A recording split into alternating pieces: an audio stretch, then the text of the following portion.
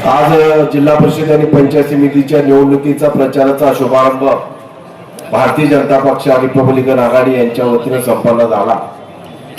मित्रांनो, 2 महिने झालं चाललं होतं जिल्हा परिषद लागते, या आठवड्यात लागते का पुढच्या आठवड्यात लागते, मग माझ्या गटात कुठलं रिझर्वेशन पडतंय, माझ्या गणात कुठलं रिझर्वेशन पडतंय।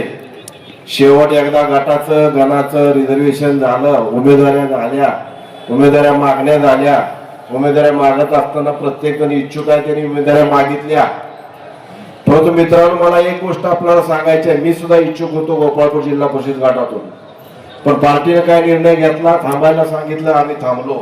आजपासून तुमच्या समोर तुमच्या ह्या महादेवचरणी मी स्पष्टपणे शपथ घेऊन सांगतो की कालपर्यंत जरी आम्ही इच्छुक वगैरे असलो तरी आता उमेदवार फायनल झाल्यानंतर पक्षाचं काम आम्ही प्रामाणिकपणे करणार, हे आपल्या समोर मी ग्वाही देतो।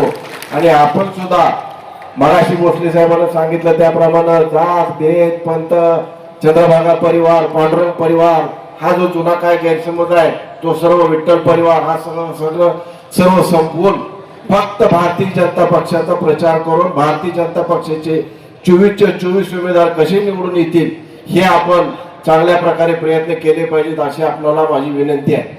आणि गोपाळपूर जिल्हा परिषद गटाच्या बाबतीत मी तिथला एक जबाबदार सहकारी म्हणून मी सांगतो की पक्षाला दिलेले जे उमेदवार असतील जिल्हा परिषदच्या दुर्गाताई अंकुशराव आणि आमच्या अण्णा मामा आणि पलीकडच्या गणामध्ये पांढरे साहेब यांना चांगल्या प्रकारे चांगल्या मताने निवडून आणण्याची जबाबदारी आम्ही घेतो आणि थांबतो।